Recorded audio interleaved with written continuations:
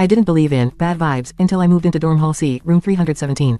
Freshman year, new campus, new city, new roommate. Her name was Alara. She was quiet, not shy, just observant. The kind of person who listened more than she spoke. She had this stillness about her that made you feel like she was studying you, cataloging you.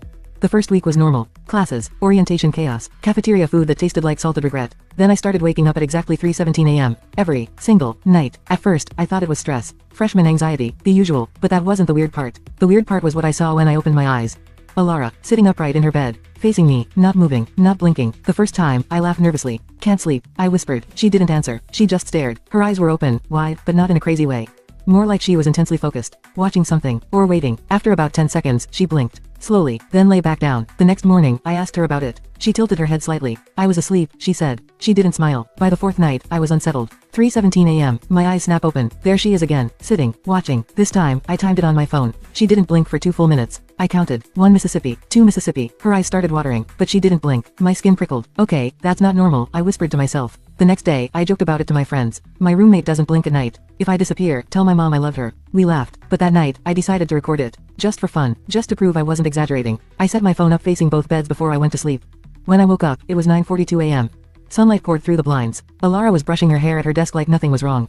I grabbed my phone immediately. Smile for the documentary, I joked. She glanced at me, expression unreadable. Then I watched the footage. 1:12 a.m., both of us asleep. 2:48 a.m., still asleep. 3:16 a.m., camera glitches slightly. 3:17 a.m., my heart stopped. Alara was sitting up in bed, staring directly at me, unblinking, exactly like I remembered. But that wasn't what made my stomach drop. My bed. It was empty. The blanket was thrown back. My pillow dented, but I wasn't there. I fast-forwarded. 3:18 a.m., Alara still staring. My bed, still empty. 3:24 a.m., still empty. 3:39 a.m., still empty. At 3:42 a.m., I saw movement. The bathroom door opened, and I walked back to bed. Slow, mechanical, like I wasn't fully awake. I crawled under the covers, laid down, and didn't move. Alara blinked once, then lay back down. I dropped my phone. I was in the bathroom. I asked. Alara didn't answer right away. She just looked at me for a long moment. You don't remember? She asked softly. Cold spread through my chest. Remember what? She hesitated, then reached into her desk drawer, pulled out something small and metallic. Keys. Our dorm room keys. There were scratch marks on the edges. Deep ones. You try to leave, she said quietly. Every night, the room felt smaller. That's not funny. I'm not joking. She opened her laptop. Another video. Different angle. Her camera. Night vision. 3:17 a.m. I sat up in bed. Eyes open, but wrong. Empty. I walked to the door. Turned the knob. Locked. I tried again. Harder. I started whispering something. Over and over. I leaned closer to her laptop screen. What am I saying? Alara pressed play with audio. My voice filled the room. Let me in. Over. And over. Let me in. A shiver crawled up my spine. I don't talk in my sleep.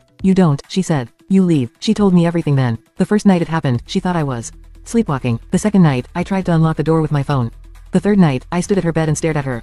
Unblinking, mirroring her. That's when she started staying awake at 3:17 a.m. Watching me, waiting. I didn't blink because you don't like sudden movements when you're like that, she said calmly.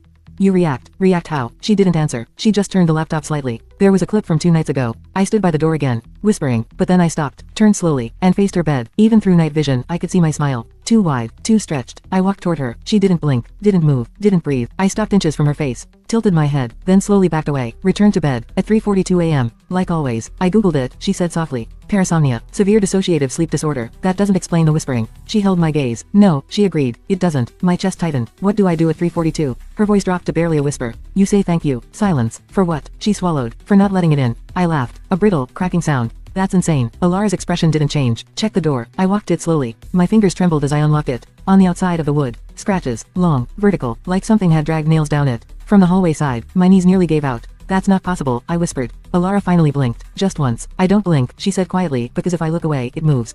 The air in the room felt heavy. Wrong. What moves? I asked. She didn't answer. Instead, she looked past me, over my shoulder, toward my bed. I turned slowly. The digital clock glowed. 3:16 a.m. My heart began pounding. I wasn't sleepy. I wasn't tired. But something inside my chest felt like it was being pulled. Like a magnet tugging me backward. Alara's voice was steady. Get back in bed. My legs felt numb. The clock flicked. 3:17 a.m. Everything went cold. And for a split second, I swear, I felt something standing just outside the door. Waiting, listening, breathing. Alara didn't blink. And neither did I. If you think this is just a creepy roommate story, I wish it was.